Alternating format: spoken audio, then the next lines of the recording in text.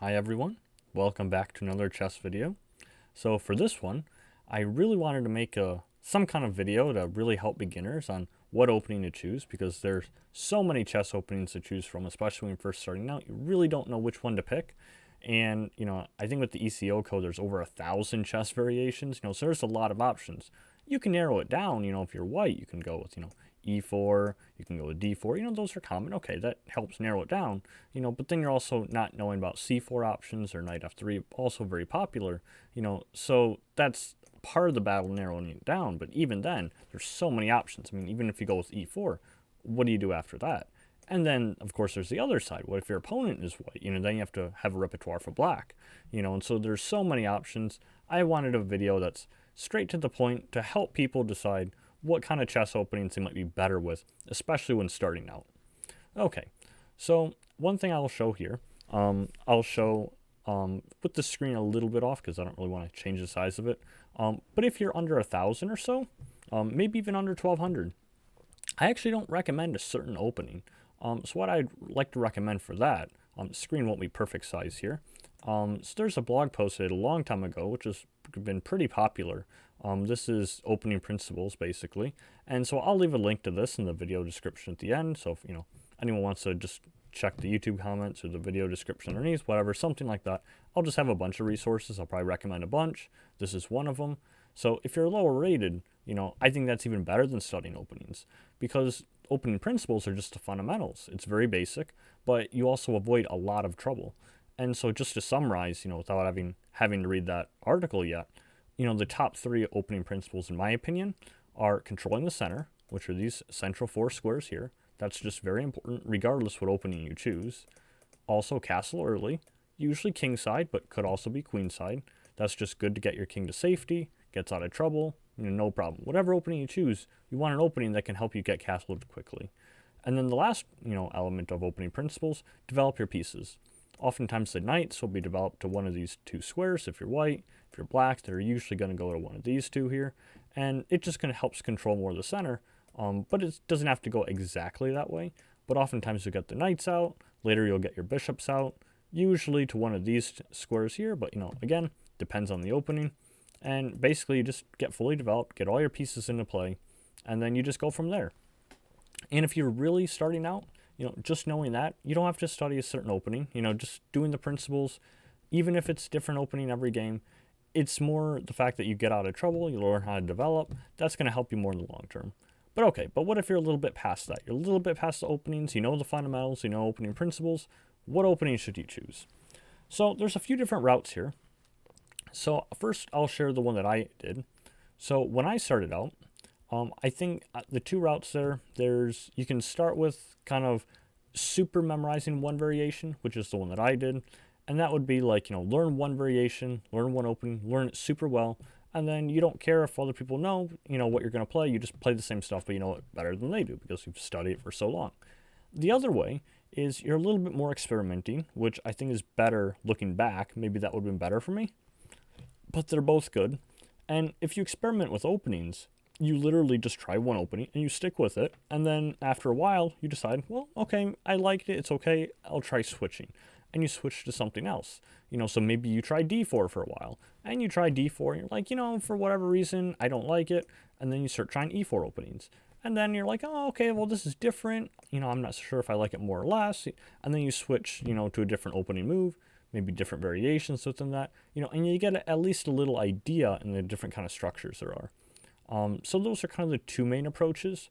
I'll share just to point it out. When I first started, I actually played E4. Like most people, I learned that first, and I would see E4, E5 a lot. And so when I was white, I would always play this, and as black, I would also play this. So even with E5, I would still play this exactly the same thing. And interestingly enough, if my opponent played D4, I would play D5.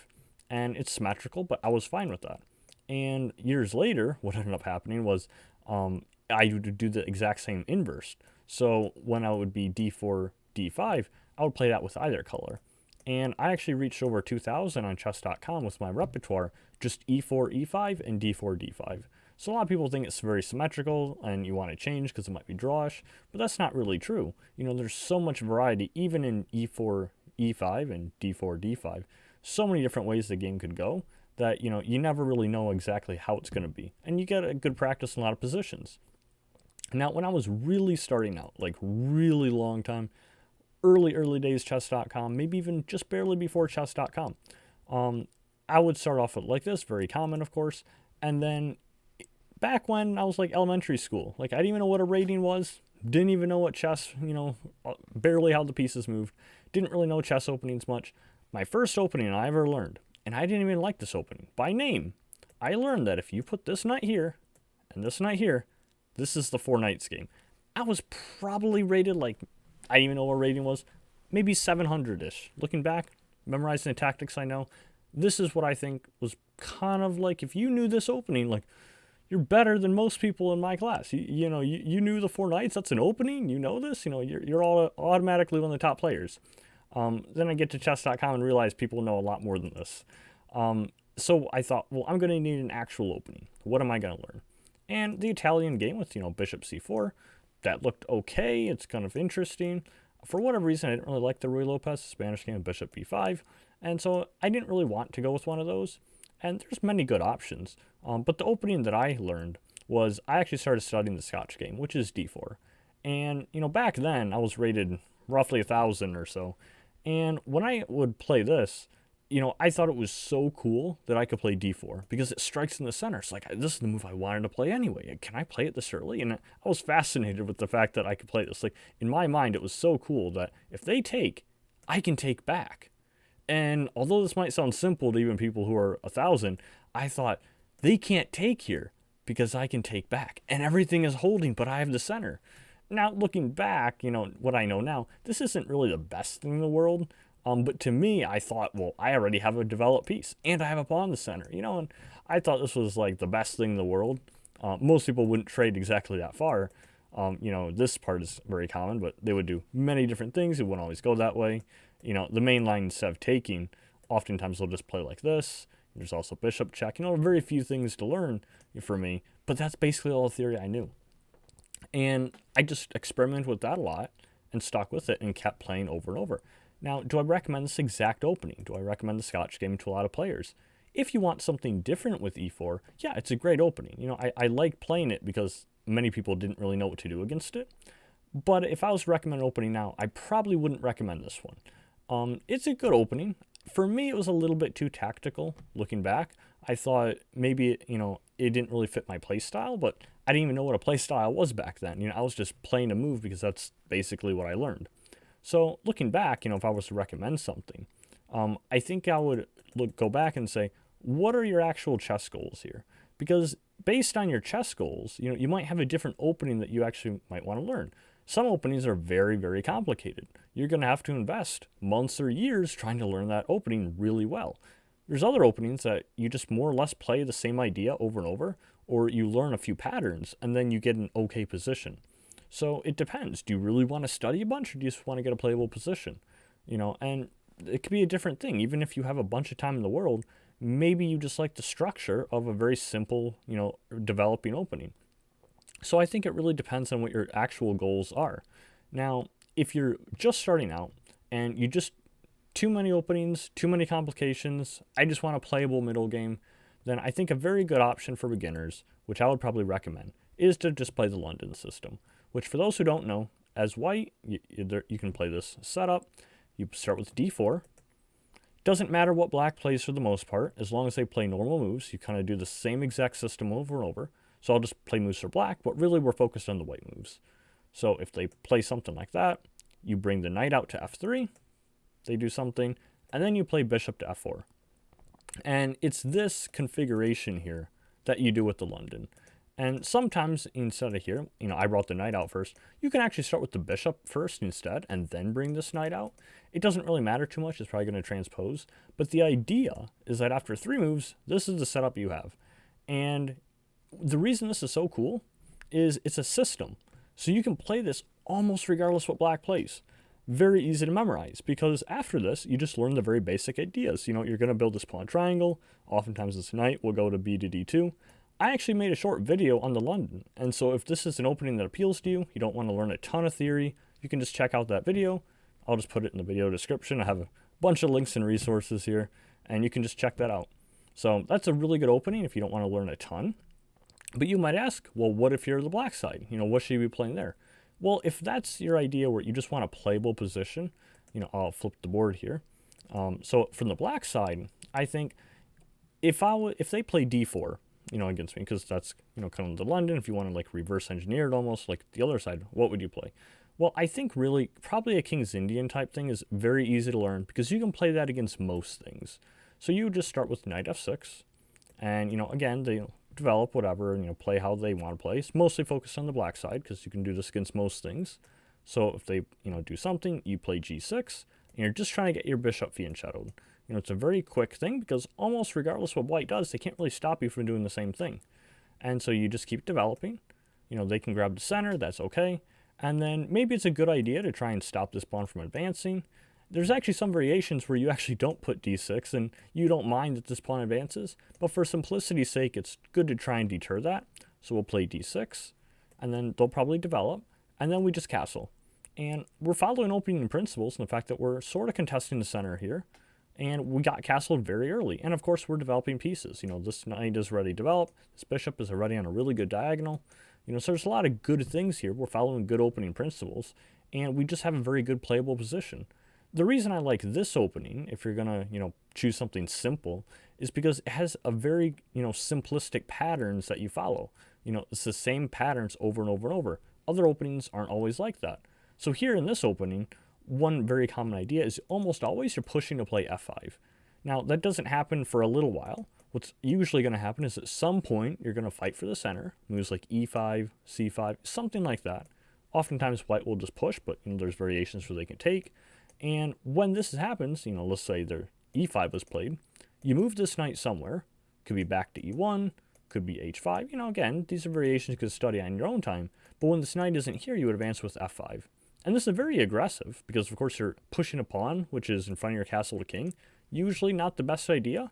But in this exact case, if you actually learn the subtleties of this variation, it's playable. And you'll have to learn some of the risks and some of the dangers because if you advance this pawn, of course, this entire diagonal now is a little bit weaker. But it's not the end of the world. Your king is still fairly well protected, especially with this fianchetto bishop here. And, this knight also controls a lot of decent squares. So it's a system that you can play. Even grandmasters have played it, and so you play this over and over against most things, and you get a pretty decent position. Now, going back, if we flip the board again, so what about e4? Well, e4 I think is a lot more simple because if you play a Scotch game, okay, great. But if your opponent plays e4 and you're black, I just really like playing e5. And I know a lot of people are going to criticize me for it. There might be better options that they could choose for beginner's sake because they think e4, e5 is symmetrical. It's, very drawish. I don't really think it's that drawish. I think it's just equal and it's symmetrical, but that's okay. So if they develop, I just play this, and then it really just depends on them. And, whatever they do, you have something planned. For me, back in the day, if they were to play bishop c4, the Italian game, I used to play knight f6 and just play the two knights, and I was fine with that. For a little while, I experimented with bishop c5, but these are just the mainline ideas. And that's the thing that's so nice about chess. The more that you get into this, the more you just start studying on your own. Just look up what is the main line for this. Or look in the computer and see after the game, okay, the analysis told me this move. I don't understand it. The computer says it's good.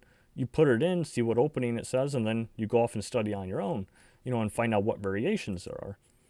So all those are, just little things you can do, and over you get better and better. And very similar as if they played the Ruy Lopez, I developed the knight out the same way. Just because they play a different opening doesn't mean your approach has to be super different. And then, of course, the Scotch game I was happy with from both sides, because I'd already known it well.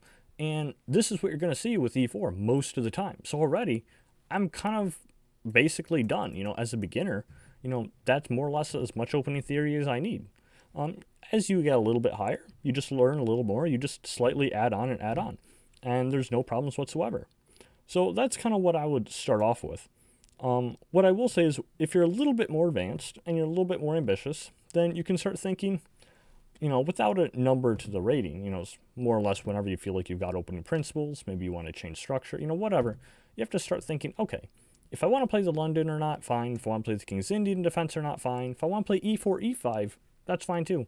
But once you've picked an opening and you've tried it a little bit, you have to ask yourself, is this something I'm comfortable with?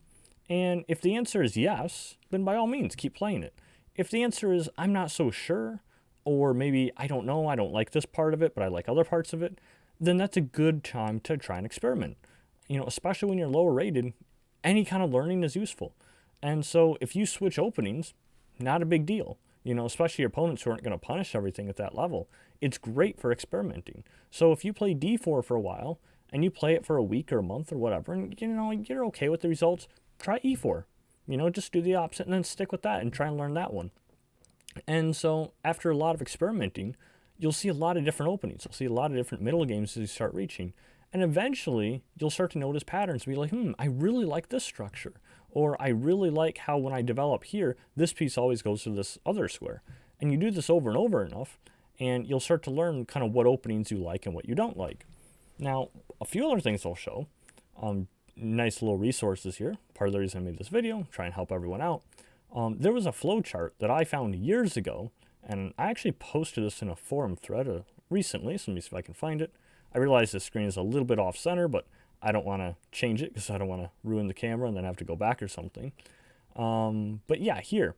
This is a flowchart that I found a long time ago.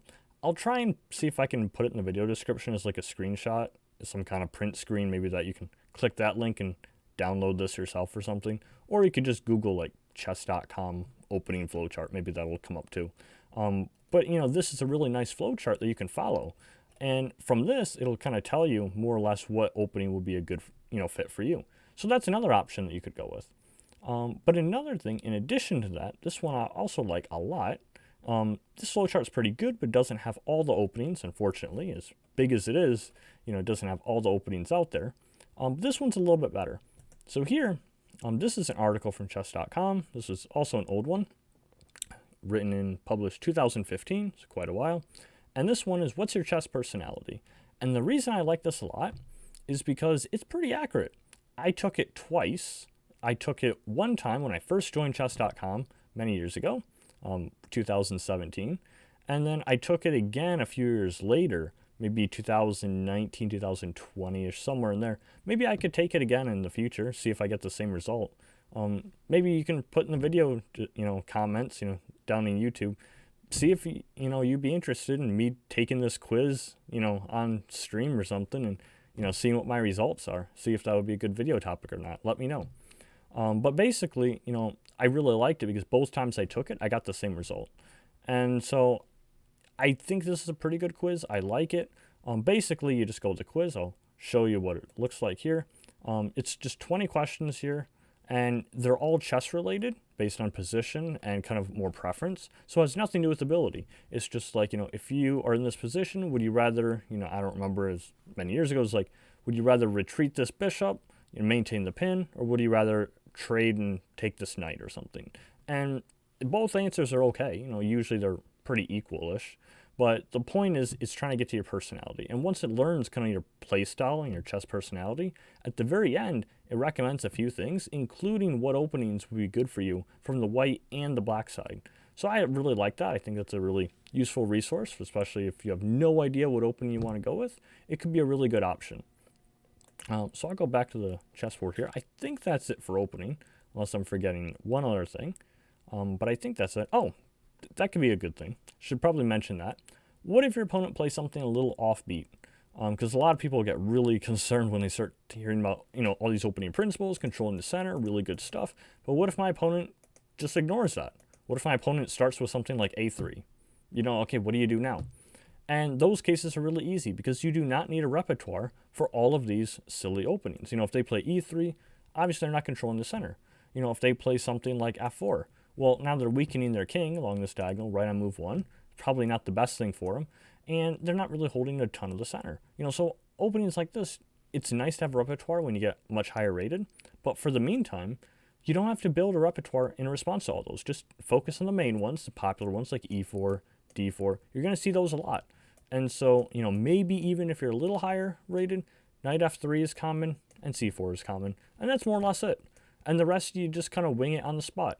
If they play something like A3 at the very beginning and you really don't know what to do, you just could fall back on opening principles. Again, refer to this article, It's a really good article from, according to the views. Really proud of that one. But here, same thing. If they play a3, what's the problem with this move? It doesn't control the center, doesn't develop pieces, also does nothing to help them get castled. And so if they don't follow opening principles, you follow opening principles. And then they're just basically putting themselves at a disadvantage. If they were to do something like that, I'll just grab the center. It doesn't matter if I have things studied or not. There's no deep theory here. If they just push a pawn, it's like, okay, fine. I'll grab the center still. Now a pawn duel. And great. I have the center, they don't. I already have free ground, basically. Literally free real estate. Now they have to try and fight the rest of the game. They try and break up my pawn duel. Eventually I'll develop pieces, probably get my knight out. Maybe I'll get this knight out. Maybe I'll even push this pawn, control all these central squares, Look at this, and this is really nice here. So there's a lot of things that I could think about. But the point is, I already have an easier game because my opponent doesn't follow the opening principles. And eventually I'll get this bishop out, get castled. And look at this, we're ready into a whole middle game we're getting into. So I just wanted to mention those things. So if you're building opening repertoire, or at least looking into what openings you want to try, those are some ideas, thoughts, recommendations, and I hope it helps everyone. So thanks for stopping by, everyone, and I will see you in the next chess video.